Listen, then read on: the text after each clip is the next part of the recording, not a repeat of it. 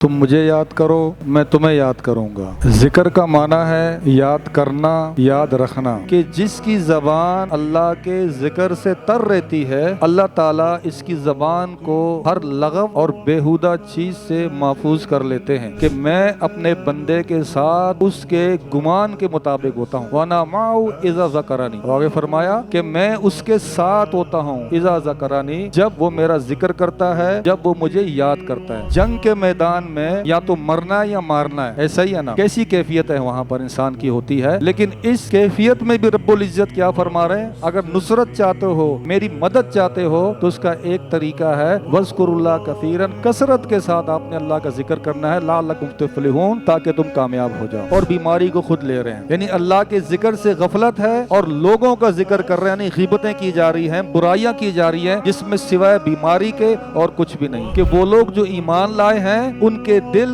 اللہ کے ذکر سے قرار پکڑتے ہیں، اطمینان پکڑتے ہیں۔ الا بذکر اللہ تطمئن القلوب، کہ لوگوں آگاہ رہو، اللہ کے ذکر کے ساتھ ہی تمہارے دلوں میں قرار آئے گا، اطمینان آئے گا، سکون آئے گا۔ فاذکرونی اذکرکم،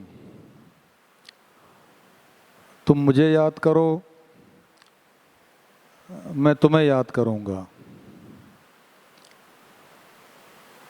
ذکر کا معنی ہے یاد کرنا، یاد رکھنا، اور ذکر الہی کا عام فہم معنی ہے اپنے سچے معبود رب العالمین کو یاد کرنا، زبان سے اس کی حمد و ثنا بیان کرنا، اور اپنے پورے وجود کو اس کے احکامات کے آگے جھکا دینا۔ اللہ رب العزت کا فرمان ہے وَالذَّاكِرِينَ اللَّهَ كَثِيرًا وَالذَّاكِرَاتِ أَعَدَّ اللَّهُ لَهُم مَغْفِرَةً وَأَجْرًا عَظِيمًا، کہ کثرت سے اللہ کو یاد کرنے والے مرد اور کثرت سے اللہ کو یاد کرنے والی عورتیں، اللہ نے ان کے لیے مغفرت اور اجر عظیم تیار کر رکھا ہے۔ اللہ رب العزت کے اس فرمان میں ایک بات سمجھنے کی یہ بھی ہے کہ یہاں رب العزت یہ نہیں فرما رہے کہ اللہ کو یاد کرنے والے مرد اور اللہ کو یاد کرنے والی عورتیں، یا اللہ کا ذکر کرنے والے مرد اور اللہ کا ذکر کرنے والی عورتیں، بلکہ رب العزت یہ فرما رہے ہیں کہ کثرت سے اللہ کو یاد کرنے والے مرد، کثرت سے یعنی بہت زیادہ اللہ کا ذکر کرنے والی عورتیں، مطلب جو چیز مطلوب ہے وہ صرف ذکر نہیں بلکہ ذکر کثیر مطلوب ہے۔ کثرت سے اللہ کو یاد کرنے والے مرد اور کثرت کے ساتھ اللہ کو یاد کرنے والی عورتیں۔ امام ابن قیم رحمۃ اللہ علیہ فرماتے ہیں وَفِي ذِكْرِ النَّحْوِ مِئَةِ فائدہ، کہ اذکار کے 100 کے قریب فوائد ہیں، یعنی ایک انسان جس کی زبان ہر وقت اللہ کے ذکر سے تر رہے تو کس قدر وہ بے شمار فوائد اور ثمرات کو اپنے لیے سمیٹتا ہے۔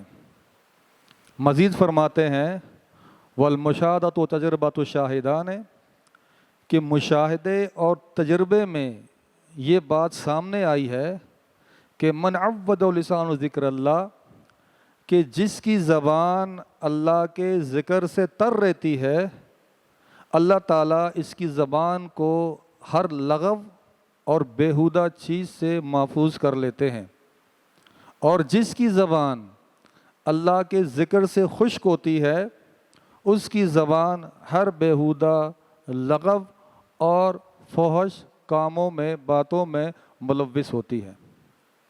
اللہ کے رسول صلی اللہ علیہ وسلم کا فرمان ہے کہ مثل الذی یذکر ربہ والذی لا یذکر مثل الحی والمیت، کہ وہ جو اپنے رب کا ذکر کرتا ہے اور وہ جو اپنے رب کا ذکر نہیں کرتا، ان کی مثال زندہ اور مردہ جیسی ہے۔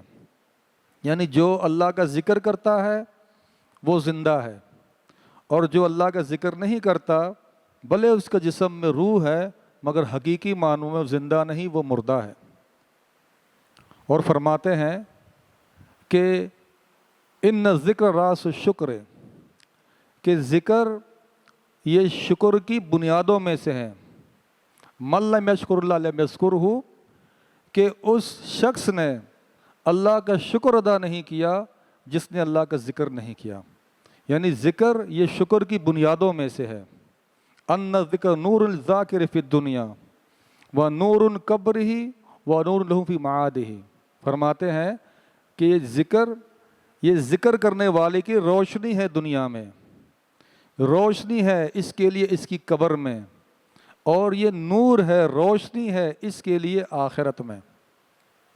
اللہ کے رسول صلی اللہ علیہ وسلم فرماتے ہیں کہ اللہ تعالیٰ فرماتے ہیں انا مع عبدی ما ذکرانی وتحرکت بی شفتاہ، کہ میں اپنے بندے کے ساتھ ہوتا ہوں جب وہ میرا ذکر کرتا ہے، مجھے یاد کرتا ہے، اور اس کے دونوں ہونٹ میرے یاد کی وجہ سے آپس میں حرکت کرتے ہیں، ہلتے ہیں۔ یعنی اس دنیا کے اندر جتنی بھی ایسی چیزیں ہیں جو اٹریکشن پیدا کرتی ہیں، کہ جو سامنے والے کو متاثر کرتی ہے کہ وہ چاہتا ہے کہ میرے ایسے لوگوں کے ساتھ تعلقات ہوں، ان میں سے چند ایک چیزیں جیسے طاقت، انسان چاہتا ہے کسی طاقتور کے ساتھ اس کے تعلقات اچھے ہوں کہ مجھے اس سے فوائد حاصل ہوں گے۔ تو اس اعتبار سے بھی دیکھیں کہ اللہ سے بڑھ کر کی قدرت اور طاقت والا ہے ہی نہیں۔ دنیاوی جتنے بھی طاقتور افراد ہیں وہ اپنی طاقت کو ثابت کرنے کے لیے لوگوں کے محتاج ہوتے ہیں، لیکن رب العزت تو وہ تو طاقت کا خالق و مالک ہے، وہ اپنی طاقت کو ثابت کرنے کے لیے کسی کا محتاج نہیں ہے۔ اسی طرح مال و دولت آپ دیکھ لیں، یہ ایسی چیز ہے کہ بندہ چاہتا ہے میرے تعلقات ایسے سے قائم ہو کہ میں ایسوں سے جڑ جاؤں جن کے پاس مال و دولت ہے، کہ مجھے ان سے فوائد حاصل ہوں گے۔ تو اللہ رب العزت زمین و آسمانوں کے خزانوں کا خالق و مالک ہے۔ یعنی کوئی بھی آپ چیز دیکھ لیں تو وہ اللہ رب العزت کی معیت کے جہاں بہت سارے اسباب ہیں، انہی میں سے ایک بہترین جو سبب اور آسان سا سبب ہے وہ رب العزت کا ذکر ہے، کہ حدیث قدسی ہے کہ پیارے نبی فرماتے، اللہ فرماتا ہے کہ انا ان ظن عبدی بی، کیونکہ میں اپنے بندے کے ساتھ اس کے گمان کے مطابق ہوتا ہوں، جیسا میرے بارے میں گمان رکھتا ہے ویسے میں اس کے ساتھ معاملہ کرتا ہوں۔ خیر والا گمان رکھتا ہے، پختہ ایمان والا گمان رکھتا ہے، مضبوط توکل والا گمان رکھتا ہے، تو میں اس کے ساتھ ویسے ہی پیش آتا ہوں، ویسے ہی معاملہ کرتا ہوں۔ ایک دوست بتاتے ہیں، کہتے ہیں کہ یار میرا بچہ وہ ایمرجنسی میں تھا، ڈاکٹروں نے اچانک مجھے فون کیا، میں ہاسپٹل گیا، تو اس کے بعد انہوں نے کہا اچھا اب آپ گھر چلے جائیں، جب ضرورت ہوگی آپ کو ہم بلا لیں گے۔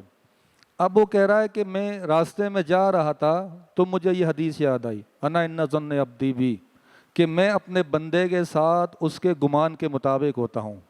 تو کہا کہ میں نے اپنے دل میں اس بات کو پختہ کر لیا کہ مجھے اللہ پر یقین ہے خیر کا، کہ رب العزت میرے ساتھ، میرے بچے کے ساتھ خیر والا معاملہ کرے گا۔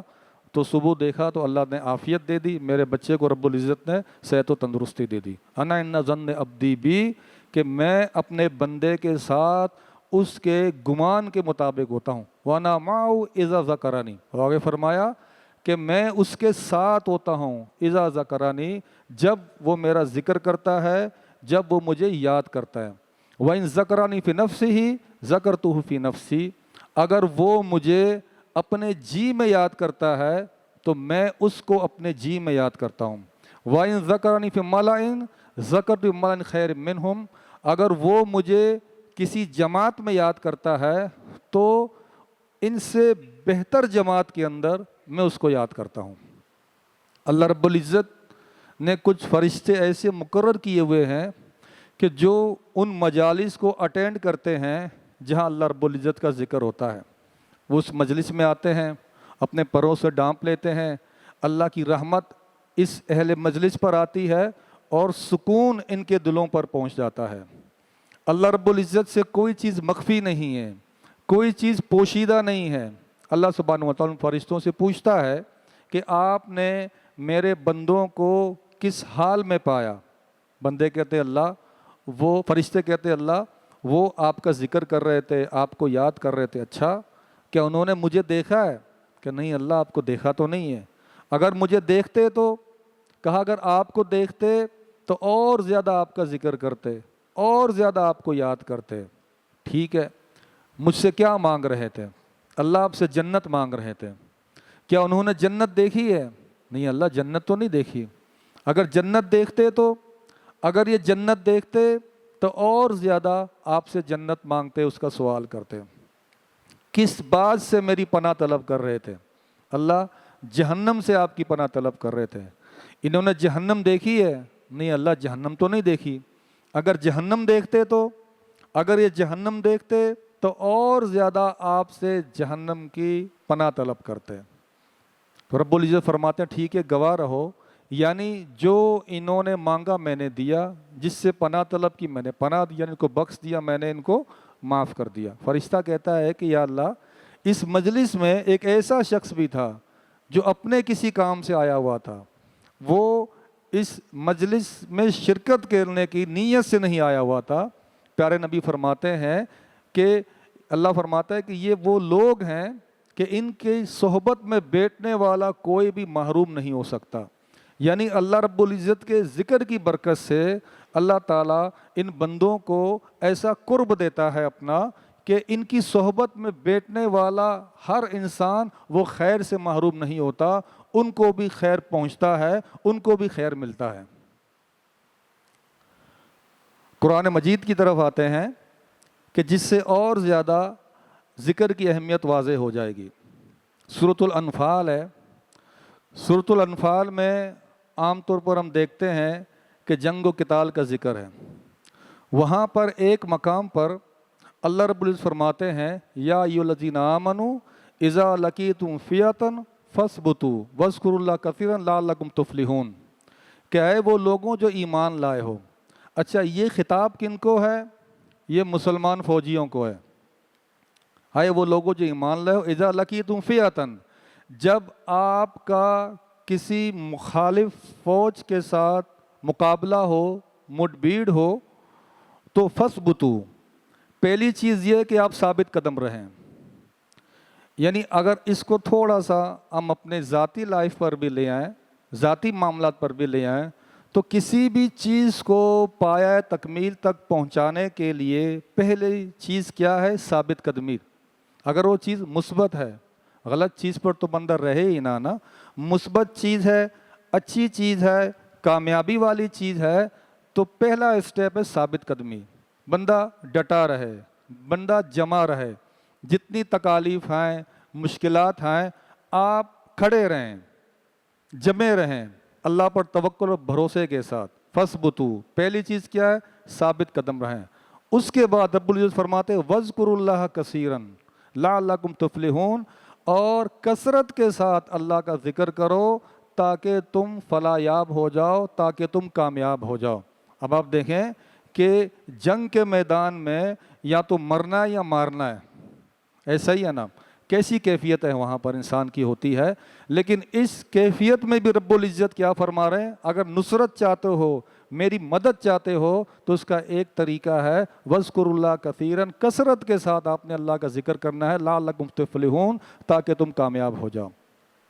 بعض مفسرین کہتے ہیں یہاں جو رب العزت فرما رہے ہیں کہ کثرت کے ساتھ اللہ کا ذکر کرو، ایک تو اس کی وجہ یہ بھی ممکن ہے کہ اگر مسلمان فوجی مخالف فوج کے ساتھ مقابلے میں تعداد میں کم ہیں، تو اس ذکر کثیر کی برکت سے اللہ کی مدد اور نصرت ان کے ساتھ شامل حال ہوگی۔ اگر مسلمان فوجی مخالف فوج سے تعداد میں زیادہ ہیں اور مخالف فوجی تعداد میں کم ہیں، تو اس ذکر کثیر کی برکت سے ان کے دلوں میں عجب پیدا نہیں ہوگا، یہ اپنی کثرت پر ناز نہیں کریں گے، بلکہ اس سچویشن میں بھی ان کا بھروسہ، ان کا توکل کس پر ہوگا کہ فتح نصرت اترے گی ہماری کثرت کی وجہ سے نہیں، بلکہ اللہ تعالیٰ کی وجہ سے اترے گی۔ اللہ کی یعنی رحمت سے ہی ہم جیتیں گے، ہم فتح یاب ہوں گے۔ تو یہ ذکر کی برکت ہے۔ اس سے آگے ہم آتے ہیں کہ تاجروں کا طبقہ ہے، تو رب العزت انہیں بھی نصیحت فرماتے قرآن مجید میں۔ اللہ فرماتے رب العزت اذا قضیت الصلاۃ فانتشروا فی الارض وابتغوا من فضل اللہ واذکروا اللہ کثیرا لعلکم تفلحون۔ اذا قضیت الصلاۃ، جیسے جمعے کی نماز ختم ہو، پھر آپ نے کیا کرنا ہے؟ فانتشروا فی الارض، آپ زمین پر پھیل جاؤ، پھر کیا کرو؟ وابتغوا من فضل اللہ، آپ اللہ کا فضل تلاش کرو۔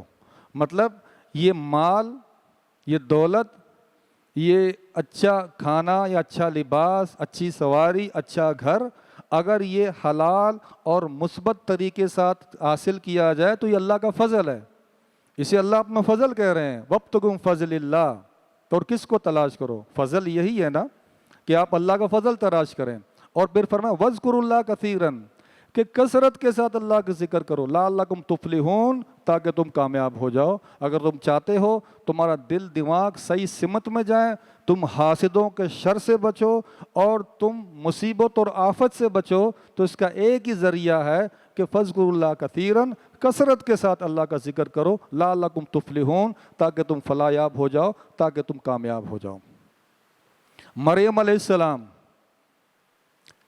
ان کی والدہ نے جب منت مانگی کہ اللہ جو کچھ میرے پیٹ میں ہے اسے میں آپ کے دین کے لیے وقف کر دوں گی، تو جب پیدا ہوا دیکھا تو بچی ہے، لیکن جو کہ نظر مانی تھی اس کو وقف کر دیا۔ اب جہاں پر وہ تھی تو ان کی کفالت زکریا علیہ السلام کے ذمے تھی۔ مریم علیہ السلام اپنے حجرے میں عبادت کیا کرتی تھی اللہ رب العزت کی۔ زکریا علیہ السلام گئے تو دیکھا کہ ان کے پاس پھل وغیرہ چیزیں پڑی ہوئی ہیں کھانے پینے کی، وہ چیزیں یہاں ہوتی نہیں ہیں، اور میرے علاوہ کوئی یہاں دوسرا آتا بھی نہیں ہے۔ کہا کہ یہ آپ کے پاس کہاں سے آئیں؟ تو وہ پاک باز کہنے لگی کہ یہ اللہ کی طرف سے ہے، جس کو چاہتا ہے بے حساب عطا فرماتا ہے۔ تو زکریا علیہ السلام کے دل میں ایک تڑپ پیدا ہوئی کہ وہ بوڑھے ہو چکے تھے، ابھی تک اولاد نہیں تھی ان کے پاس، تو ایک چاہت پیدا ہوئی کہ اس پاک باز اور صالحہ بچی کو دیکھ کر کہ اللہ مجھے بھی ایسی اولاد عطا فرما۔ تو وہی دعا کی ہنالک دعا ربہ قال رب ہب لی من لدنک ذریۃ طیبہ انک سمیع الدعاء، کہ وہیں زکریا نے اللہ سے دعا کیا اللہ مجھے اپنے ہاتھ سے پاکیزہ اولاد عطا فرما۔ تو رب العزت نے انہیں خوشخبری دی اولاد کی کہ آپ کو اولاد ہم دے دیتے ہیں۔ تو زکریا علیہ السلام نے کہا اللہ آپ کوئی نشانی مقرر کریں میرے لیے تاکہ مجھے پتہ چلے کہ مجھے اولاد ہونے کو ہوگی۔ تو رب العزت فرماتے ہیں کہ جب آپ کو اولاد ہونے کو ہوگی تو 3 دن تک آپ بات نہیں کر سکیں گے سوائے اشاروں کے۔ قرآن مجید میں ہے کہ 3 دن تک آپ اشاروں کے علاوہ بات نہیں کر سکیں گے، یعنی یا تو خود آپ کی زبان نہیں چلے گی، آپ کی آواز نہیں چلے گی، اللہ کی طرف سے ہوگا، تو آپ سمجھ جائیں کہ آپ کو اولاد ہونے کو ہے۔ اس سچویشن میں بھی اللہ تعالیٰ فرماتے ہیں وَاذْكُرْ رَبَّكَ كَثِيرًا وَسَبِّحْ بِالْعَشِيِّ وَالْإِبْكَارِ، یعنی بات نہیں کر رہے، اشاروں سے بات کر رہے ہیں، مگر اس حالت میں بھی رب العزت فرماتے ہیں وَاذْكُرْ رَبَّكَ كَثِيرًا، کہ آپ نے کثرت کے ساتھ اللہ کا ذکر کرنا ہے، وَسَبِّحْ بِالْعَشِيِّ وَالْإِبْكَارِ، اور صبح و شام اللہ تعالیٰ کی آپ نے تسبیح بیان کرنی ہے۔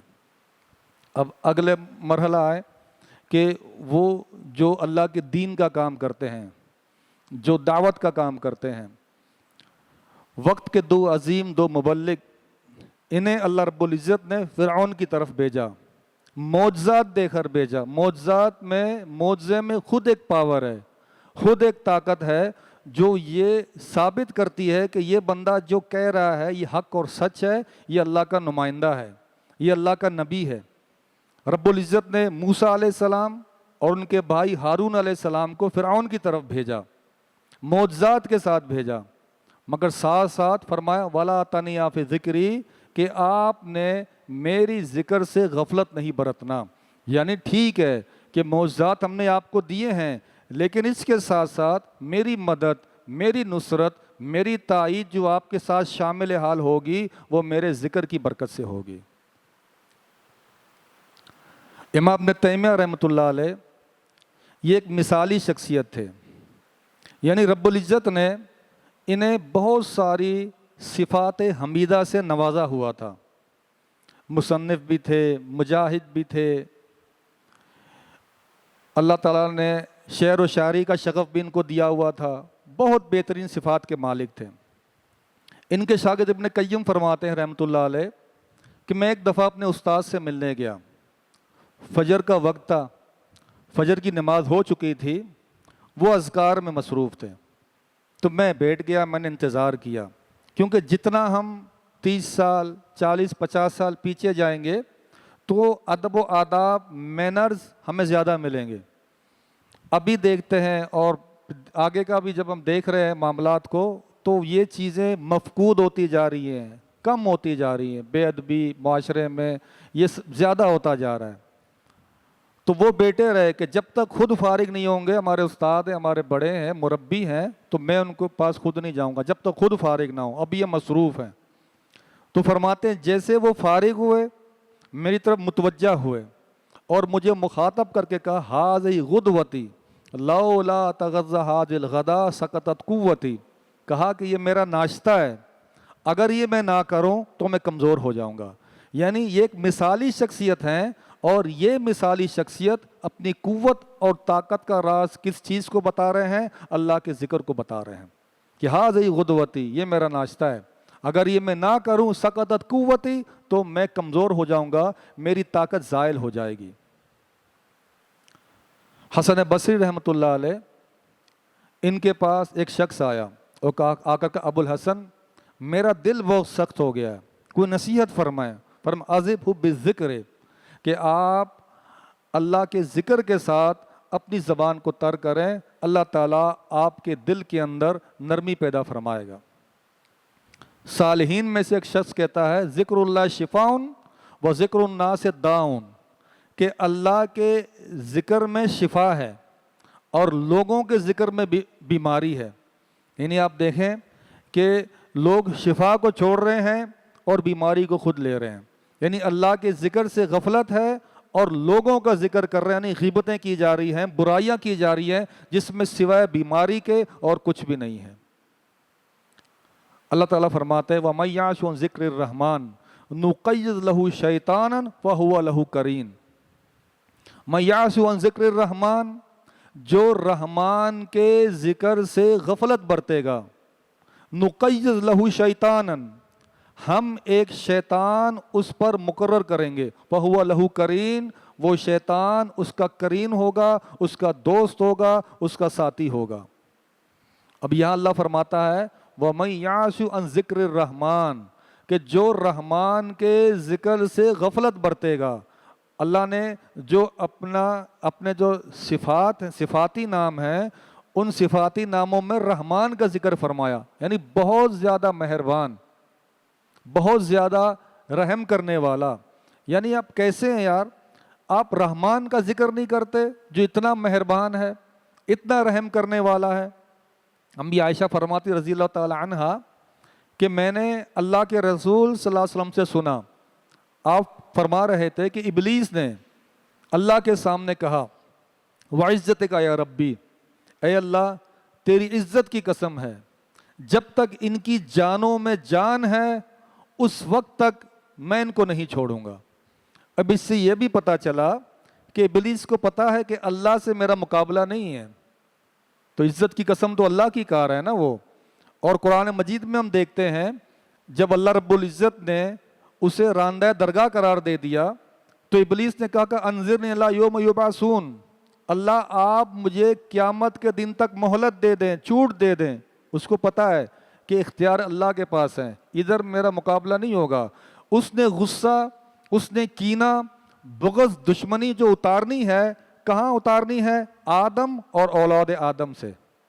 یہاں اس نے کام خراب کرنا ہے, ان کے ساتھ اس نے معاملے کو بگاڑنا ہے, خرابی پیدا کرنی ہے.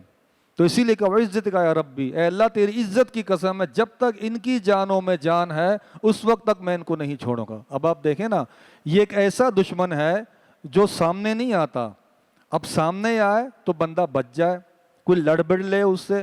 اب اس کا کام کیا ہے؟ اس کا کام ہے وسوسہ ڈالنا, بدگمانی پیدا کرنا, جیسے اللہ فرماتا ہے رب العزت انما النجوى من الشیطان لیحزن الذین آمنوا، کہ یہ نجوا کہتے ہیں سرگوشی کو، یہ سرگوشی شیطان کی طرف سے وہ آتا ہے، بدگمانی پیدا کرتا ہے انسان کے دل کے پاس آ کر، کان کے پاس آ کر وسوسہ ڈالتا ہے۔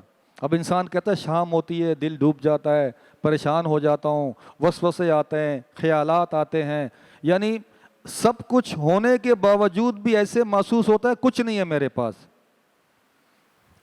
تو یہ کس کی طرف سے ہے؟ یہ شیطان کی طرف سے ہے۔ تو اس لیے امی جان فرماتی ہیں کہ اللہ کے نبی صلی اللہ علیہ وسلم فرمایا کہ ابلیس نے کہا اللہ تیری عزت کی قسم ہے، جب تک ان کی جانوں میں جان ہے اس وقت تک نہیں چھوڑوں گا۔ اب آپ دیکھیں نا، ہر وقت بندہ عجیب و غریب قسم کی سوچوں میں ہوتا ہے، نماز پڑھ رہا ہے عجیب و غریب قسم کی سوچیں ہیں، کام کر رہا ہے تو عجیب و غریب قسم کی سوچیں ہیں، وہ گھر بیٹھ رہا ہے، بستر پر جا رہا ہے، آنکھ لگ جاتی ہے، جیسے ہی اس کی جاگ آ جاتی ہے اس کے بعد پھر اسی طرح کی سوچیں شروع ہو جاتی ہے۔ تو اس نے کہا جب تک ان کی جانوں میں جان ہے اس وقت تک میں ان کو نہیں چھوڑوں گا۔ اب اکثر لوگ اس چیز سے غفلت برتتے ہیں، اسی وجہ سے شیطان ان کو پریشان کیے ہوئے ہوتا ہے، وسوسے ڈالتا ہے، جس سے انسان جب روحانی طور پر بیمار ہوتا ہے، جب روح بیمار ہوتی ہے جسم خود بخود بیمار ہو جاتا ہے۔ اللہ فرماتا ہے والذین آمنوا وتطمئن قلوبهم بذکر اللہ الا بذکر اللہ تطمئن القلوب، کہ وہ لوگ جو ایمان لائے ہیں ان کے دل اللہ کے ذکر سے قرار پکڑتے ہیں، اطمینان پکڑتے ہیں۔ الا بذکر اللہ تطمئن القلوب، کہ لوگوں آگاہ رہو، اللہ کے ذکر کے ساتھ ہی تمہارے دلوں میں قرار آئے گا، اطمینان آئے گا، سکون آئے گا۔ اب جتنے بھی ہمارے پاس 40 50 60 سال کے بھائی ہماری مجلس میں بیٹھے ہوئے ہیں، اب آپ دیکھیں نا کہ انسان کیا چاہتا ہے، کیا چاہتا ہے انسان؟ میں سمجھتا ہوں انسان چاہتا ہے مجھے سکون مل جائے، ایسا ہی ہے نا یار، گھر میں سکون مل جائے، عافیت مل جائے۔ تو یہ سکون جب اللہ فرما رہا ہے کہ سکون اللہ کے ذکر میں ہے تو بندہ اس طرف آئے نا، اس پر استقامت اختیار کرے، اس سے جڑ جائے، اس پر جم جائے تو اس کو سکون ملے گا۔ جب اس کے دل میں سکون آئے گا پھر اس کو ہر چیز سمجھنے میں آسانی ہوگی۔ اس کا مطلب یہ نہیں ہے کہ وہ اللہ کا ذکر جب کرے گا اس کو کوئی تکلیف نہیں آئے گی، اس پر کوئی آزمائش نہیں آئے گی، اس پر کوئی پریشانی نہیں آئے گی۔